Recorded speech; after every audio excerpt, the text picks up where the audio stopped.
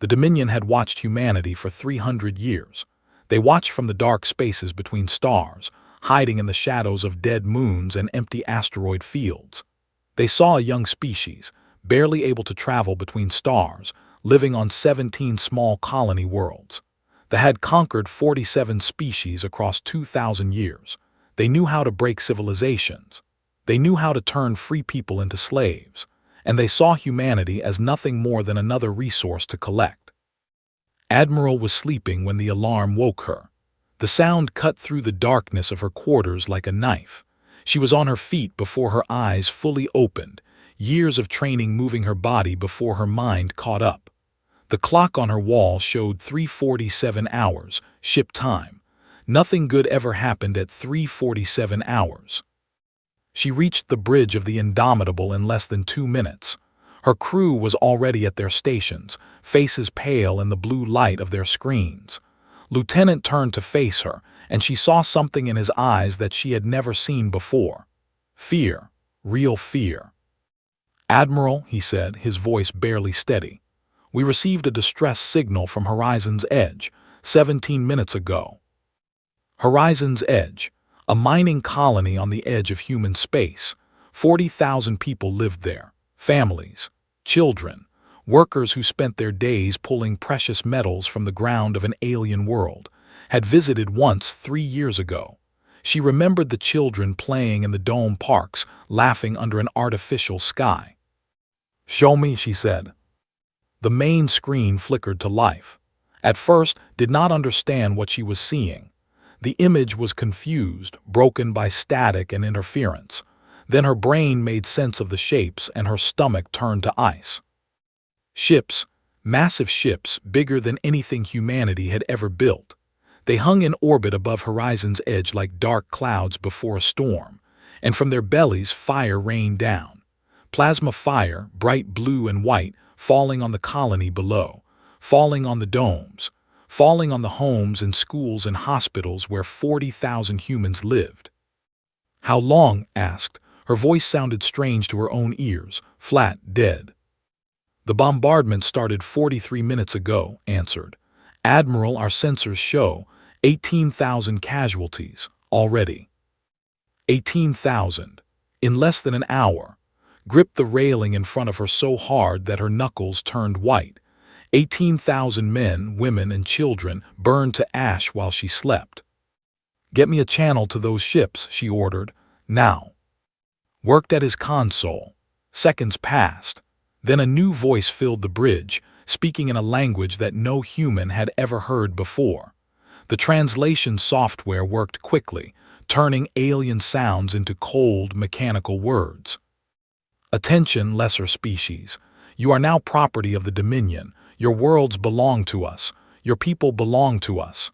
Submit or be erased. This is not a negotiation. This is a fact." The channel closed. The silence that followed was the loudest thing had ever heard. She turned to her navigation officer. "Plot a jump to Horizon's Edge. Maximum speed." "Admiral," the officer said carefully, "we have 3 patrol ships. They have. We counted 47 warships in that fleet if we go there."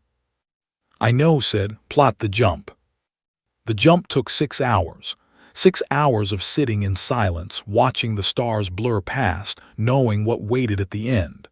When they arrived at Horizon's Edge, understood that she had made a mistake, not in coming, in hopping. The colony was gone, not damaged, not burning, gone. Where 40,000 people had lived their lives, there was only glass. The plasma bombardment had turned the surface into a smooth, black mirror. Nothing remained. No buildings, no bodies, no evidence that anyone had ever existed there at all. "They're broadcasting," said. His voice was hollow now, empty of everything except shock. "They want us to hear." The commander appeared on screen. He was tall, with skin and eyes like black holes. When he spoke, his mouth twisted into something that might have been a smile. "We have recorded everything," the commander said. "Every scream, every plea. Your people begged us to stop. They begged for mercy. We found it. Entertaining. This recording will be broadcast across your worlds. Let all humans see what happens to those who resist the dominion. Let them learn fear. The screen went dark. Stood very still. Around her she could hear her crew crying. Some were shaking. Others simply stared at nothing, their minds trying to reject what they had witnessed. Felt something building inside her chest, something cold and hard and terrible. "All ships," she said quietly, "we're leaving." Admiral looked at her with confusion. "We cannot win this fight," explained. "Not today, not with 3 ships, but we will win a fight, I promise you that. Every person on Horizon's Edge will be remembered, every child, every family, that will learn what they have started." She turned to face her crew. Her eyes were dry, her voice was steady, but something had changed in her face, something that made even her own people step back. "Record everything," she ordered. "Every image, every transmission, every scream they found so entertaining. Earth needs to see this. Every human world needs to see this. They need to understand what has been done to us." The Indomitable jumped away from the graveyard of Horizon's Edge. Behind them, the fleet celebrated their easy victory, already planning which human world to destroy next. They did not chase the fleeing patrol ships. Why would they? 3 tiny vessels running in fear. They were not worth the fuel. This was the second mistake. Their first was attacking at all.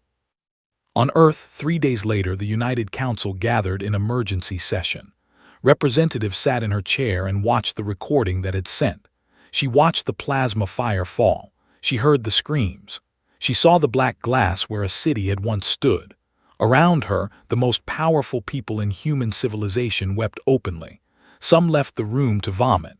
Others sat frozen, unable to look away from the horror on the screen.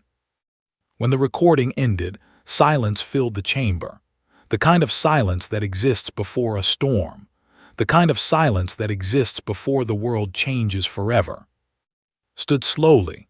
She was not a tall woman, not physically imposing in any way. But when she spoke, her voice carried a weight that pressed down on everyone in the room. "They have made their choice," she said. "They chose to murder our people.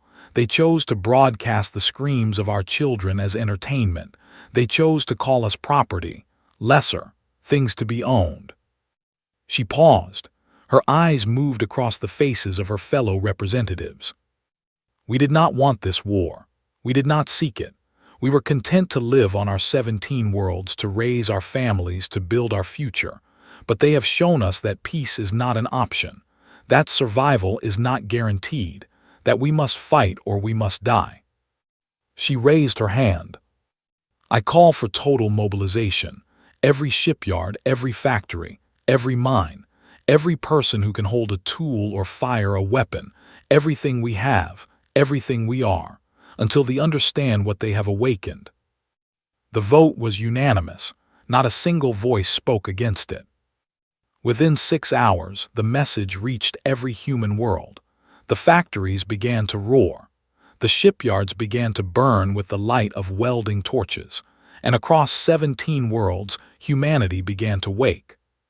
The had wanted to meet the humans. Now they would. Director had not slept in 72 hours. His eyes burned. His hands shook when he lifted his coffee cup.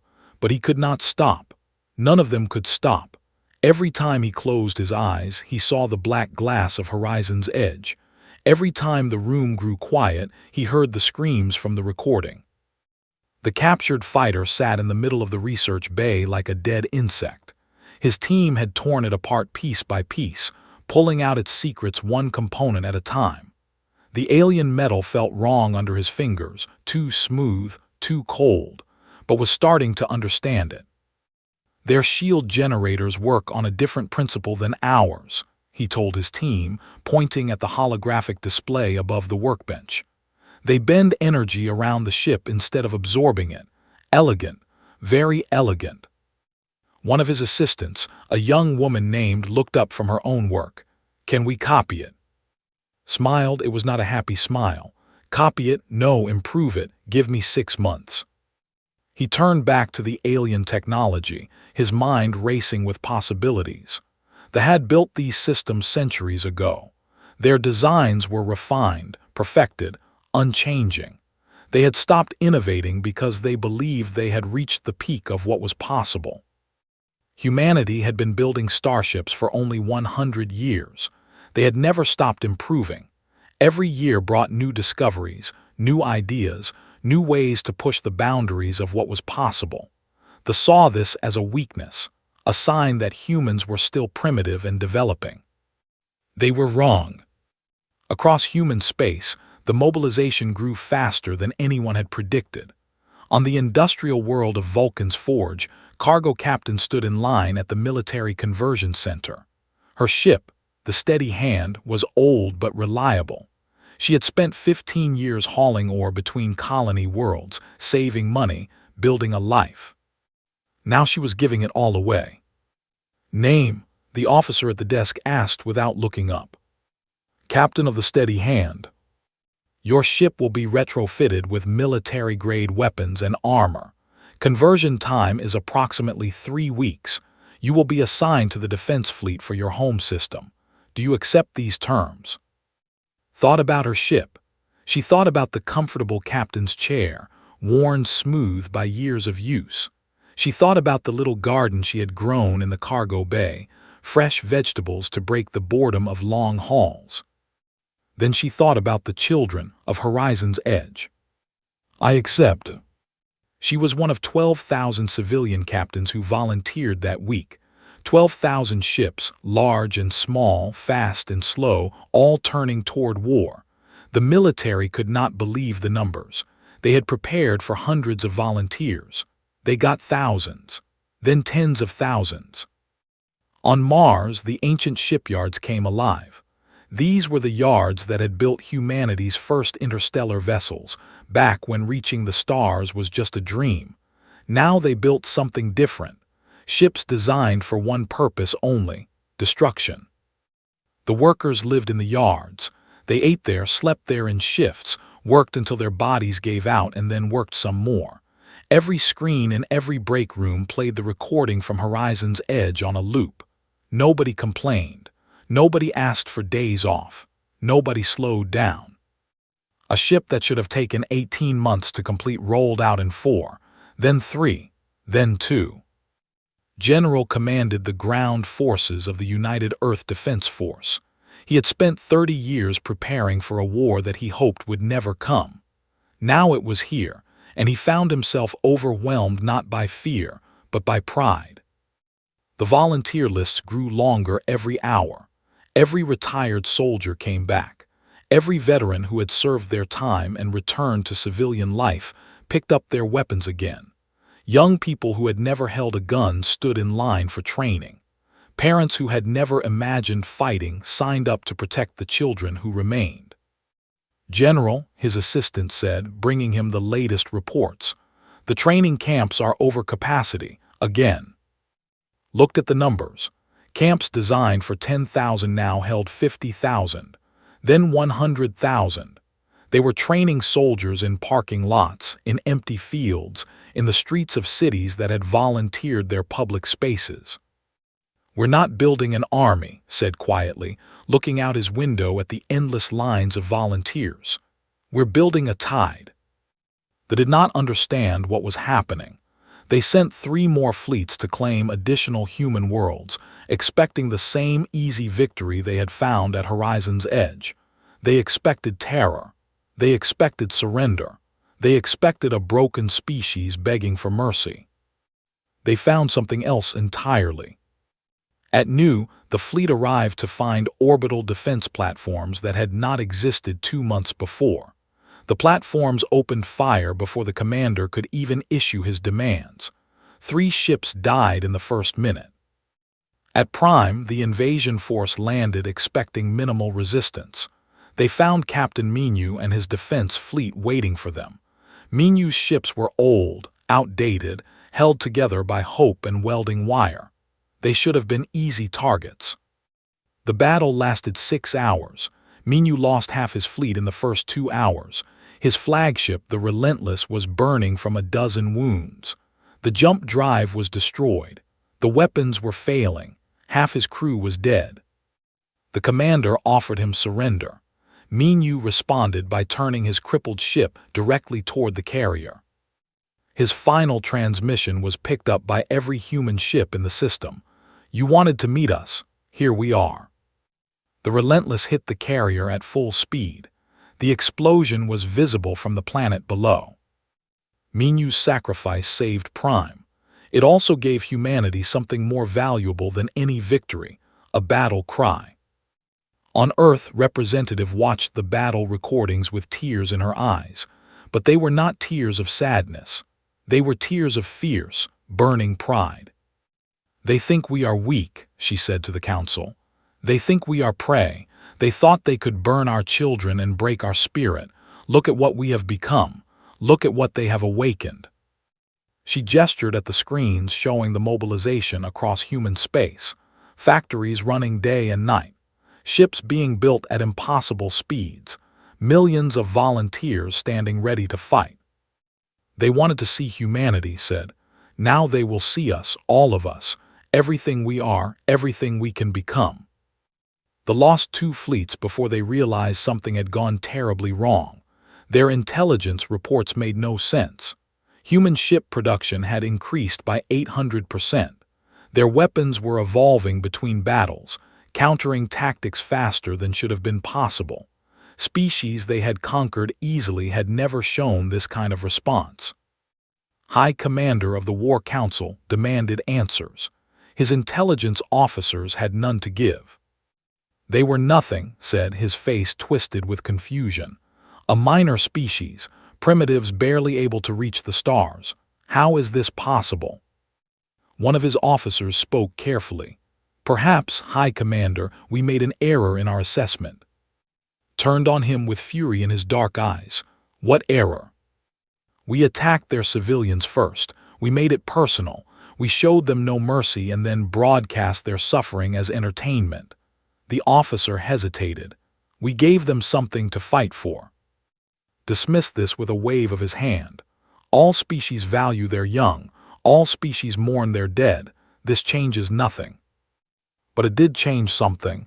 It changed everything. On Horizon's edge, the first human scouts returned to the dead world. They walked across the black glass in silence, leaving offerings and prayers for the dead. And they took samples. They took readings. They documented everything. Humanity would not forget. Humanity would never forget. And in the shipyards and factories and training camps across 17 worlds, humanity continued to wake. The sleeping giant had opened its eyes. Now it was rising to its feet. They had no idea what was coming. But they would learn. 1 year had passed since the burning of Horizon's edge. 1 year of fire and blood and endless work. 1 year of funerals and training and building. And now, finally, humanity was ready to answer. Admiral stood on the bridge of the Vengeance and tried to remember who she had been before the war. That woman seemed like a stranger now, a ghost from a simpler time. The woman who stood here today was something different, something harder, something that had been forged in the fire of 40,000 deaths. The Vengeance was the first of its kind, a new class of battleship, larger than anything humanity had ever built, larger than anything that had ever imagined humans could build.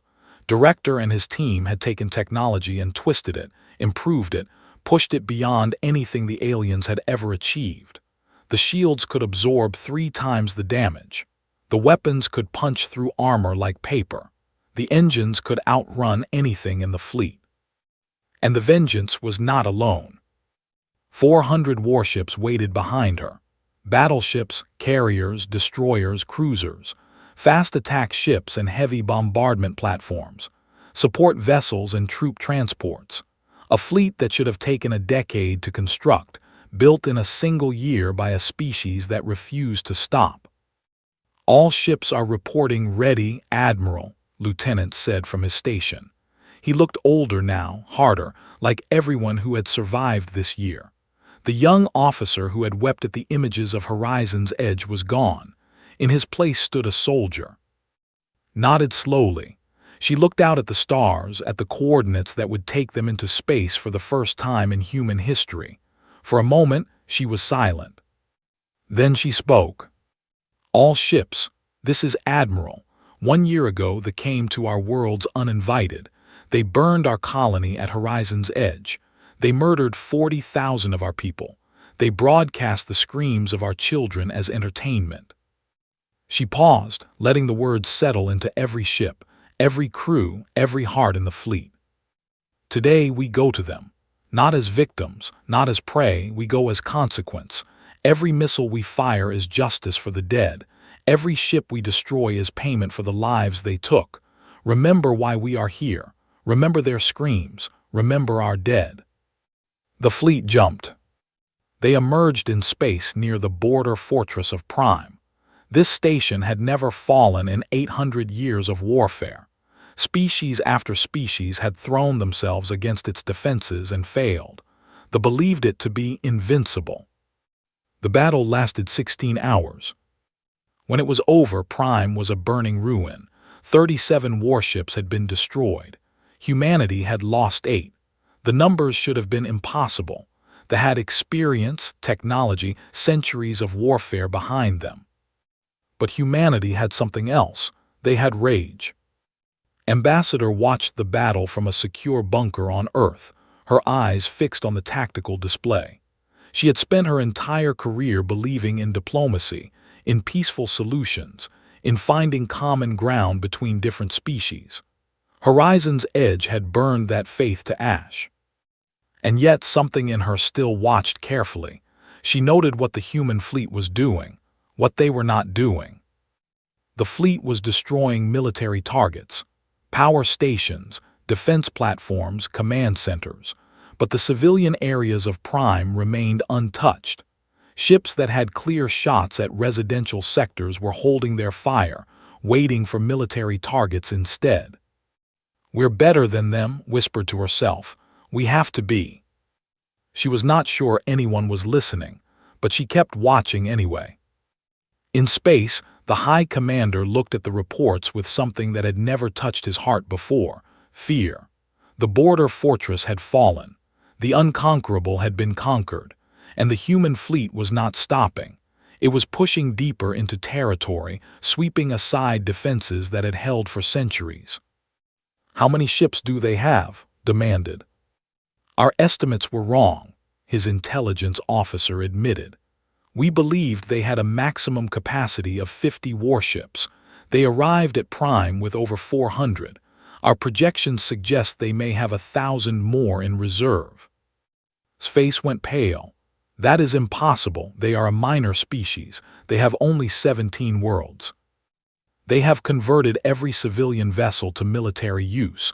Every factory is producing weapons. Every citizen is either fighting or building." The officer's voice dropped. "High Commander, they have stopped doing everything except making war. Their entire civilization is focused on one thing: reaching us." Turn to the strategic display. The human fleet was marked in red, a wave of death moving through his territory. Behind them, conquered systems were not being occupied or enslaved as they would have done. They were simply being neutralized. Defenses destroyed, military capacity eliminated, and then the humans moved on. They were not interested in conquest. They were interested in arrival. "What do they want?" asked. "I believe," the officer said slowly, "they want us." On the occupied human colony world, something was stirring. Had been a schoolteacher before the invasion. She had taught children to read, to do mathematics, to understand the universe around them. She had watched those children die in the bombardment of her city. Now she led a resistance force of 300 fighters. They were not soldiers. They were farmers and engineers and doctors and teachers, people who had never held a weapon before they came. But they had learned. They had learned quickly. "The human fleet has crossed into space," her communications officer reported, his face lit by the glow of the hidden transmitter. "They are advancing faster than projected." Nodded, she looked at her fighters, gathered in the basement of a destroyed building. Their faces were thin and tired and determined. "Then it is time," she said. "We hit the supply depot tonight. Let them know we are still here. Let them know we never stopped fighting." The raid was successful. 12 soldiers died. 3 months of supplies were destroyed. More importantly, the transmission reached the advancing human fleet, letting them know that resistance still burned on the occupied worlds. Admiral received the message on the bridge of the Vengeance. She read it twice, then passed it too. "They held on," she said quietly. "For a year under occupation they held on." "Yes, Admiral." Looked at the star map. The path to the was becoming clear. System by system, fortress by fortress, they were cutting through. "Increase speed," she ordered. "Our people are waiting." On Earth, Representative addressed the Council with the latest reports. The war was going better than anyone had dared to hope. Human casualties were high but manageable. They were retreating on all fronts. Victory was no longer a distant dream but a visible destination. "We will reach there within a year," reported. "Perhaps sooner if they continue to collapse at this rate." A voice spoke from the back of the chamber. "And then what?" Turned to face the speaker, an old man named who had been on the council for 40 years. "What do you mean?" she asked. "When we reach there," said slowly, "when we have them at our mercy as they had us at horizon's edge, what do we do then? Do we become them? Do we burn their cities as they burned ours?" The chamber was silent. It was a question that everyone had been avoiding, a question that had no easy answer. Was quiet for a long moment, then she spoke. "That choice," she said, "is for that day. Today we fight. Today we win. Tomorrow we decide what kind of victory we want." It was not a satisfying answer, but it was the only answer anyone had. The war continued, the tide advanced, and somewhere ahead the waited. 2 years after Horizon's Edge, the human fleet reached the Admiral stood on the bridge of the Vengeance and looked down at the planet below. It was beautiful, blue and green, swirled with white clouds looking so much like Earth that her heart ached. Billions of lived in the cities that covered its surface. Children played in parks. Families ate meals together. Old people watched the sky and wondered when the war would end. Just like humans, just like the people of Horizon's Edge before the fire came. General commanded the ground forces from his position aboard the carrier Liberation.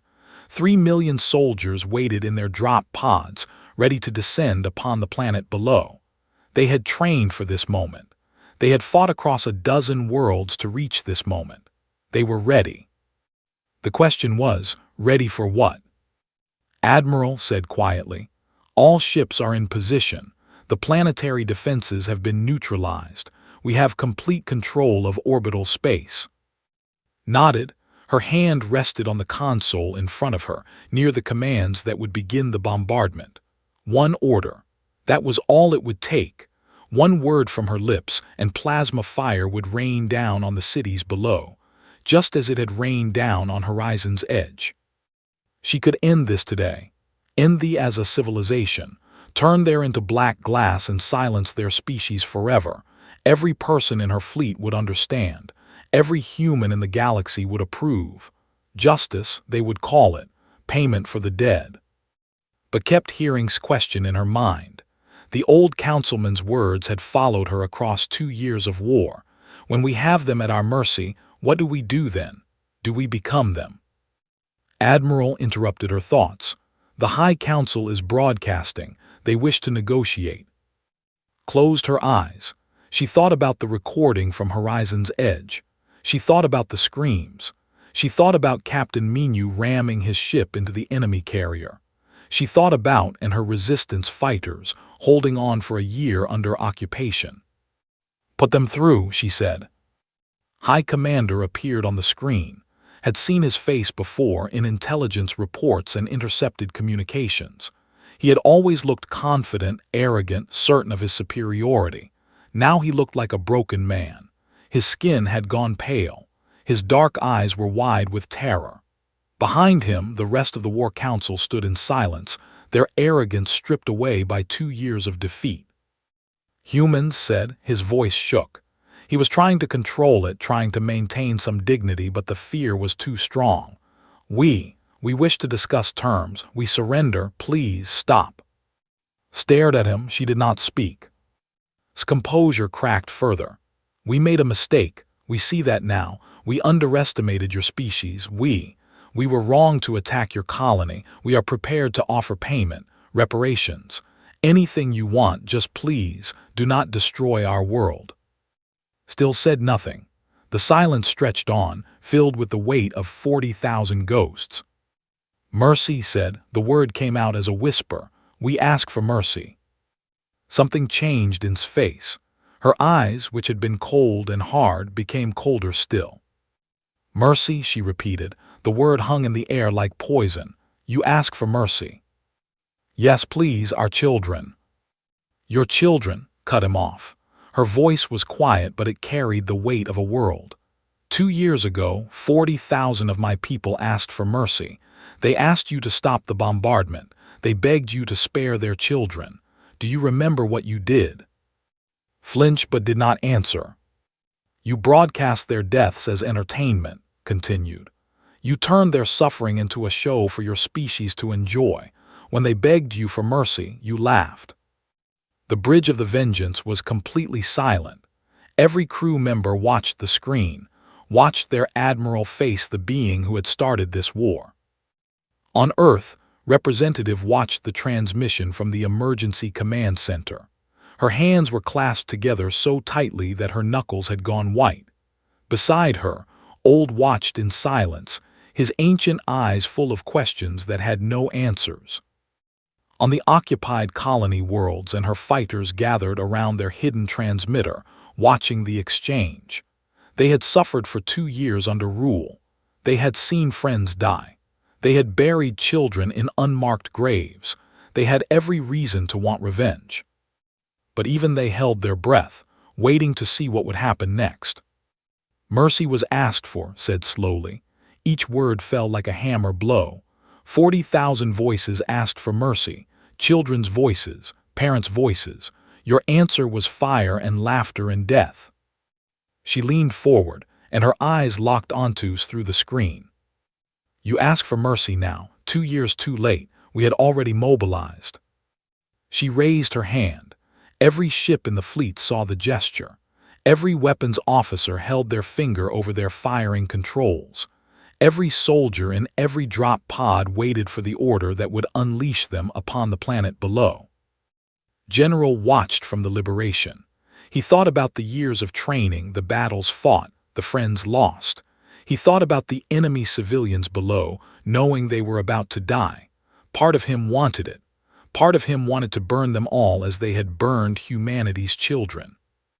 But another part of him remembered why they were fighting. Not for revenge, not for destruction. They were fighting so that no one would ever do to humanity what they had done. If they became destroyers of worlds, what was the difference between them and their enemy? Ambassador, still watching from Earth, spoke into the secure channel that connected her to the fleet. Her voice was soft, barely above a whisper. Admiral, the decision is yours. All of humanity will support whatever you choose, but please, remember what we are fighting for. Heard her, she heard all of them. The voices of the dead and the voices of the living, all crying out inside her head. She thought about Horizon's Edge. She thought about the children who would never grow up. She thought about the families erased in plasma fire. She thought about the screams that had haunted her for 2 years. And she thought about what kind of species humanity wanted to be. Her hand was still raised. The fleet was still waiting, was still trembling on the screen. You do not deserve mercy, said. You do not deserve the chance to see another sunrise. By every measure of justice, your world should burn today. His face crumbled. He fell to his knees, all pretense of dignity abandoned. Continued, but we are not you. We did not travel across the stars for 2 years just to become the monsters you are. We came for justice, real justice, not revenge. She lowered her hand. Your military facilities will be destroyed. Your war council will be arrested and tried for crimes against sentient life. Your ability to wage war will be eliminated forever, but your cities will not burn. Your children will not die, because that is the difference between us and you." The bridge was silent. On the screen, looked up with something like disbelief in his dark eyes. "You will remember this day," said. "You will remember that when we had the power to destroy you, we chose not to. And you will spend the rest of your existence knowing that you could never have made the same choice." She cut the transmission. Around her, her crew stood in stunned silence, then spoke. "Admiral, are you sure?" Turned to face him. Her eyes were wet, but her voice was steady. "No," she admitted, "but I am sure that I want to recognize myself when this is over. Give the order. Surgical strikes only, military targets. We take the planet, but we do not destroy it." The human fleet moved. And on the planet below, billions of watched the sky and waited to see what mercy looked like. The bombardment never came. Instead, humanity descended upon them with surgical precision. Drop pods fell from the sky like rain, but they landed only on military installations. Ships in orbit fired their weapons, but the plasma struck only weapons factories and command centers. The cities remained untouched. The parks where children played were silent but whole. General led the ground forces personally. He walked through the streets of the capital with his soldiers around him, their weapons ready but not firing. The civilians watched from their windows, their faces frozen in terror. They had expected death. They had expected fire and screaming and the end of everything they knew. They did not understand what was happening. The War Council was captured within hours, and his commanders were led out of their fortress in chains, surrounded by human soldiers who looked at them with cold hatred but did not harm them. They were loaded onto transports and taken into orbit, where they would wait for the justice that was coming. Admiral walked through the streets of the capital 3 days after the occupation began. She moved slowly, looking at the alien buildings, the strange plants in the gardens, the faces of the people who had once celebrated the destruction of her kind. Her guards stayed close, watching for threats, but none came. They did not resist. They were too confused, too shocked. They had spent 2,000 years conquering other species, and every species they conquered had eventually tried to destroy them in return. It was the way of the universe, they believed. Power existed only to crush and be crushed. But the humans were different. Ambassador arrived 1 week after the occupation began. She had spent 2 years preparing for this moment, building the framework for what would come next. The reconstruction, the trials, the long, slow process of building something new from the ashes of war. "The galaxy is watching," she told on the day she landed. "Every species the ever conquered is watching to see what we do now. If we destroy them, we become what they were. If we let them go without consequences, we invite another war. We have to find a middle path." Nodded, she was tired. 2 years of war had drained something from her that she was not sure would ever return. "Then we give them trials," she said. "We show them what justice looks like. Real justice, not revenge." The tribunals began 1 month later, and the other members of the War Council were tried for crimes against sentient life.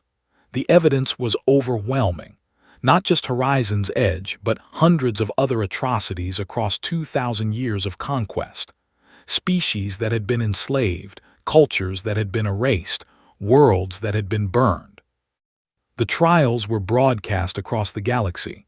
Every species that had suffered under the Watched as their former masters were held accountable for their actions. Many wept, some raged, but all of them saw that justice was possible. Was sentenced to life imprisonment, not death, had argued for execution, but the council had voted against it.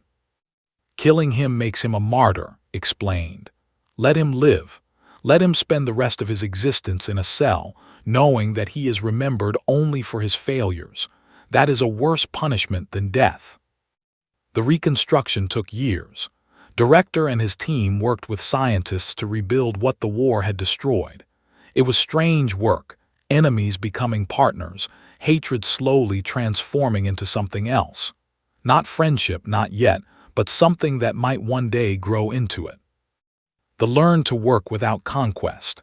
Their economy, which had been built on the resources of subjugated species, had to be rebuilt from the ground up. Many struggled, many failed, but some found new purposes, new ways of living that did not require the suffering of others. General discharged his soldiers one by one as peace took hold. Many chose to stay as peacekeepers, helping to maintain order during the transition. Others returned home, carrying wounds both visible and invisible. The war was over, but its scars remained. On the anniversary of Horizon's Edge, a memorial was unveiled on the restored colony world. The surface was no longer black glass. Humanity had spent months removing the fused ground, replacing it with soil, planting gardens where the dead had fallen. A new city was rising from the ashes, built by the children of those who had survived. The memorial stood in the center of the new city. 40,000 names were carved into black stone, arranged in circles that spread outward like ripples on water. Above them, a simple inscription read, "They asked for mercy, we remembered." Representative gave the dedication speech. She was older now, her hair and her face lined with years of burden, but her voice was still strong. "We stand here today," she said, "because we refuse to be broken. We stand here because 40,000 voices cried out for mercy and were silenced. We stand here because we chose to fight, not for revenge, but for the right to exist." She looked out at the crowd. Humans from every colony world had come to attend. Beside them stood members of other species, those who had been freed from rule. And in the back, watched by guards but not in chains, stood a delegation of officials, sent to witness humanity's memorial. "We could have become our enemies," continued.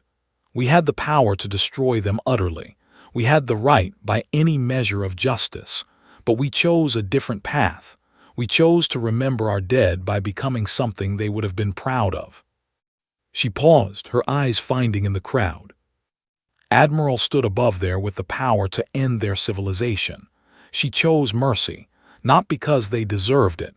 They did not, but because we deserved to remain human. Stood in the crowd, her uniform decorated with medals she had never wanted. Beside her stood the schoolteacher who had become a resistance leader. Both women had lost everything. Both had fought for vengeance. Both had learned that victory meant more than destruction. "Was it enough?" asked quietly, as the names of the dead scrolled past on the memorial screens. Mercy, after everything they did.